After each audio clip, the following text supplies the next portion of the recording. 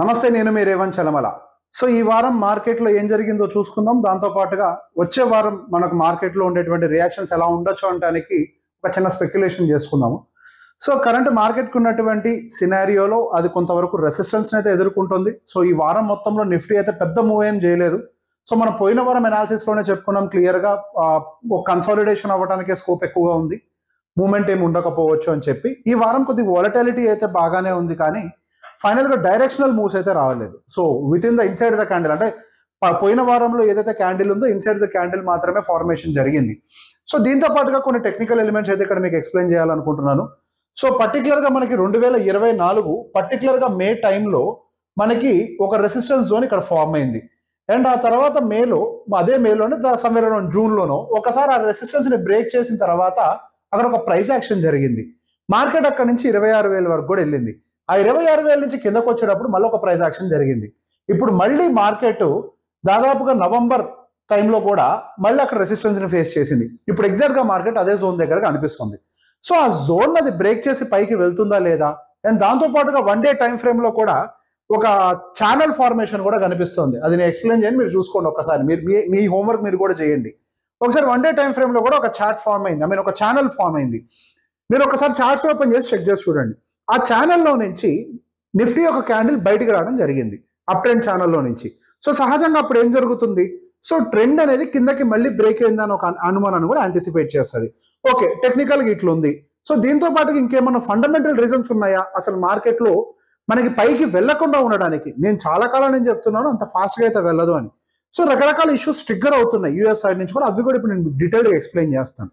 So దానికంటే ముందు ఒకసారి నిఫ్టీకి సంబంధించి కంప్లీట్ గా చాప్టర్ ని క్లోజ్ చేసి will go to other chapters. అవి ఇంకా చాలా ఇంట్రెస్టింగ్ గా ఉంటాయి. అసలు యూఎస్ లో ఏం జరుగుతోంది దాని గురించి ఎక్స్ప్లెయిన్ చేస్తాను. So you will be convinced market లో కొంతవరకు స్ట్రెస్ రావడానికి ఎందుకు వస్తుంది అంటే you will be convinced. So ఈ రోజు మనకి మార్కెట్ లో మేజర్ గా బ్రాడర్ ఇండెక్స్ అంతా కూడా పాజిటివ్ గానే క్లోజ్ అయింది. ఈవెన్ మనకి ఫార్మాసిటికల్ ఒక్కటి తప్పించి ఒక్క ఫార్మాసిటికల్ లైట్ గా నెగిటివ్ గా ఉంది, కానీ మెజారిటీ ఆఫ్ ది ఇండస్ట్రీస్ అన్ని కూడా పాజిటివ్ గా ఉన్నాయి. ఎఫ్ఎంసీజీ మంచి గెయిన్స్ తీసుకుంది ఇవాళ, ఈ రోజు అంటే నిన్న మేబీ మార్కెట్ క్లోజ్ అయ్యాక ఐటీసీ రిజల్ట్స్ వచ్చినట్టున్నాయి. ఐటీసీ రిజల్ట్స్ కొంతవరకు మార్కెట్ అయితే సాటిస్ఫై చేసాయి. సో దానివల్ల మార్కెట్ లో ఈ రోజు అయితే కొంతవరకు పాజిటివ్ బయింగ్ అయితే కనిపించింది. ఒకవైపు రిలయన్స్, హెచ్డిఎఫ్సి అండ్ ఐటీసీ, ఈ మూడు కూడా మార్కెట్ అయితే కొద్దిగా స్టేబుల్ గా ఉంచే ప్రయత్నం చేశాయి. సో ఈ రోజు మార్కెట్ న్యూట్రల్ గా ఓపెన్ అయినప్పటికీ అప్సైడ్ మూవ్మెంట్ అయితే జరిగింది. బట్ మనం వీక్ టు వీక్ కంపేర్ చేస్తే మాత్రం మనకి అల్టిమేట్ గా న్యూట్రల్ క్లోజింగ్ అయితే కనిపించింది.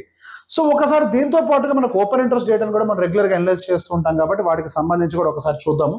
సో ఓపెన్ ఇంట్రెస్ట్ డేటా ప్రకారం గమనించినప్పుడు కొంతవరకు మనకి ఆన్ ద ఐదర్ సైడ్స్ మనకైతే ఎడిషన్ జరుగుతోంది. ఐదర్ సైడ్స్ కూడా మనకి ఓపెన్ ఇంట్రెస్ట్ అయితే బిల్డ్ అవుతుంది. So same even option players యొక్క ఐడియాలజీ కూడా కొంతవరకు కన్సాలిడేషన్ ఉంటుంది అనే ఒక ఆలోచన ఉన్నట్టుంది. సో ఒకసారి ఎఫ్ఐఎస్ కి సంబంధించిన డేటా చూస్తే నిన్న కొంతవరకు గురువారం రోజు మాత్రం ఒక 5,000 కోట్ల వరకు కూడా సెల్లింగ్ చేశారు. కొంతవరకు డిఐఎస్ 3,000 crore బయింగ్ చేసినప్పటికీ వాళ్ళైతే మ్యాచ్ చేయలేకపోయారు. సో ఈ ట్రెండ్ ఇంకా ఎక్స్టెండ్ అవుతుందా, కంటిన్యూ అవుతుందా, దీని గురించి మనం డెఫినెట్ గా మాట్లాడుకోవాలి. సో నెక్స్ట్ ఇక్కడ నుంచి మనం నెక్స్ట్ దాంట్లోకి వెళ్తాం. సో ఎఫ్ఐఎస్ అసలు మన దాంట్లో ఇంకా కంటిన్యూ చేస్తారా లేదా బయింగ్? కంటిన్యూ చేయరు అని అనడానికి ఒక చిన్న రీజన్ కూడా చూపిస్తాను. ఇమీడియట్ గా కాదు, అంటే ఇమీడియట్ గా తప్పని ఆపేస్తారని కాదు. ఇన్ కేస్ మళ్ళీ ప్రాబ్లమ్స్ రిజాల్వ్ అయితే బయింగ్ మళ్ళీ కంటిన్యూ అవుతుంది, నేను కాదనట్లేదు. బట్ ఇన్ బిట్వీన్ మనం ఈ ఇష్యూని ఖచ్చితంగా ట్రాక్ చేయాలి కాబట్టి ఈ అంశాల గురించి మాట్లాడుతున్నాను. సో ఒకసారి మీకు యూఎస్ 10-year బాండిల్ గురించి ఎక్స్ప్లెయిన్ చేస్తాను. మొన్న అనుకుంటే మనకి యూఎస్ 20-year బాండిల్ ఆప్షన్కి వెళ్ళింది. సో ఆప్షన్కి వెళ్ళినప్పుడు దాని యొక్క ఈల్డ్ ప్రైస్ అనేది బాగా పెరిగింది. సో ఈల్డ్ ప్రైస్ అనేది సహజంగా పెరుగుతుంది అని అంటే అక్కడ ఎకానమీ మీద నమ్మకం లేదు, సో ఎక్కువ ఇంట్రెస్ట్ అడుగుతున్నారు అని దాని అర్థం అన్నమాట. దాంతో పాటుగా అక్కడ ఆల్రెడీ ఉన్నటువంటి బాండ్ బయర్స్ ఆల్రెడీ ఉంటారు కదా, బాండ్స్ కొన్న వాళ్ళు కూడా అమ్మేయటం మొదలు పెడుతున్నారు. సో అమ్మటం వల్ల ఏం జరుగుతుంది అని అంటే బాండ్ ఈల్డ్ పెరుగుతుంది. ఇక్కడ కన్ఫ్యూజ్ కాకండి, బాండ్ ఈల్డ్ ఎందుకు పెరుగుతుంది? సహజంగా ఏంటి, మనకి సెల్లింగ్ ప్రెషర్ ఉంటే కింద పడాలి కదా, కానీ బాండ్స్ లో సెల్లింగ్ ప్రెషర్ ఉంటే ఈల్డ్ పెరుగుతుంది. ఇట్ ఈస్ లైక్ ఎక్కువ ఇంట్రెస్ట్ మాకు పే చేయండి, మీ బాండ్ మీరు రిస్క్తో కొంటున్నామని చెప్తున్నట్టు అనమాట.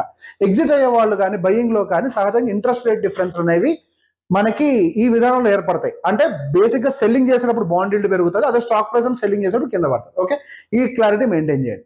సో ఇప్పుడు మీరు గమనిస్తే మనకి ఇక్కడ బాండ్ ఈల్డ్ ప్రైస్ అనేది బాగా పెరగడం అయితే అబ్జర్వ్ చేస్తున్నాం. ప్రీవియస్ గా ఏదైతే హై ఫార్మేషన్ జరిగిందో అమ్మాయి అంత తగ్గింది అన్నప్పుడు కిందకు వచ్చింది, మళ్ళీ అక్కడి నుంచి ఈల్డ్స్ అనేవి పైకి వెళ్తున్నాయి. దాదాపుగా 4.5 కూడా 10-year బాండ్ ఈల్డ్ వెళ్ళింది.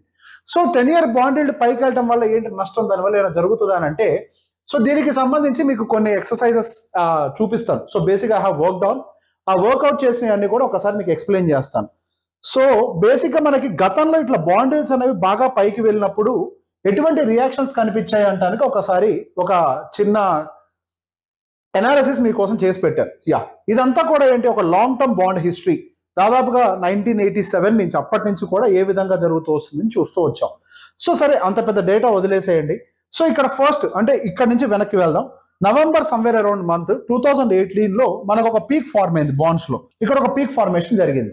సో అదే టైంలో ఒకసారి డౌ జోన్స్ లో కూడా ఏం జరిగిందో చూడండి. అదే టైంలో డౌ జోన్స్ లో ఈ పీక్ ఉన్న తర్వాత ఇక్కడ నుంచి మళ్ళీ మార్కెట్ కన్సాలిడేట్ అవుతూ ఆఫ్ కోర్స్ కోవిడ్ హిట్ అయింది. సరే, ఇది కోవిడ్ రీజన్ వల్ల కిందకు వచ్చింది కదా, దాంట్లో సర్ప్రైజింగ్ ఏముంది అని చెప్పేసి ఒక డౌట్ రావచ్చు. ఓకే, దాన్ని ఎక్స్క్లూడ్ చేయండి. దాన్ని ఎక్స్క్లూడ్ చేసి దాని ముందు చూడండి, జూన్ 2007 సమ్వేర్ అరౌండ్ ఆ టైంలో కూడా ఒక హై ఆల్మోస్ట్ కిందకు వచ్చి ఒక హై ఫామ్ చేసింది. ఇదే టైంలో డౌ జోన్స్ కి సంబంధించిన పరిస్థితి చూడండి. జూన్ 2007 అక్కడ నుంచి మార్కెట్ స్ట్రైట్ అవే కిందకు వచ్చింది. ఒక పెద్ద డిప్పే వచ్చింది. ఇక్కడ మార్కెట్ లో పెద్ద డిప్ వచ్చింది. ఇక్కడ కూడా సేమ్, మీరు అందులో ఇంతకు ముందు అంటే చెక్ చేయండి. 2000 జనవరిలో కూడా పీక్ అయినప్పుడు మళ్ళీ ఇక్కడ కూడా డౌ జోన్స్ కిందకు వచ్చింది. అట్లా చరిత్రలో ఎన్నోసార్లు whenever there is a bond yield increase, మనకి సహజంగా కొంతవరకు సెల్లింగ్ అనేది అయితే కనిపిస్తుంది. సో బేసిక్ గా ఒకవేళ బాండ్ డీల్స్ కనుక కూల్ ఆఫ్ అవ్వకపోతే మనకి కొంతవరకు సెల్లింగ్ ఎక్స్టెండ్ అవ్వడానికి కూడా అవకాశం ఉంటుంది. అంటే ఇంటర్నేషనల్ మార్కెట్స్ లో, పర్టికులర్ యుఎస్ లో. సరే, యుఎస్ లో సమస్య కదా, మన ఇండియన్ మార్కెట్స్ కి ఏంటి ప్రాబ్లం అని అంటే, ఎస్ ఇండియన్ మార్కెట్స్ కి అయితే ప్రాబ్లం లేదు, కానీ సహజంగా గ్లోబల్ మార్కెట్స్ లో ఏదన్నా అన్సర్టనిటీస్ ఉంటే ఇండియన్ మార్కెట్ కైనా స్ప్రెడ్ అవుతుంది. ఒక సేయింగ్ ఉంది, యుఎస్ తుమ్మితే ప్రపంచ దేశాలన్నిటికీ కూడా తుమ్ములు వస్తాయి అని. అంటే వాళ్ళకి జలుబు వస్తే ప్రపంచ దేశాలు కూడా జలుబు అంటుకుంటది అని. సో అటువంటి దేశం అదే బిగ్గెస్ట్ నేషన్ కదా, సో దానికి ఇంపాక్ట్ ఉంటుంది అనేది ఒక రకంగా చెప్పారు.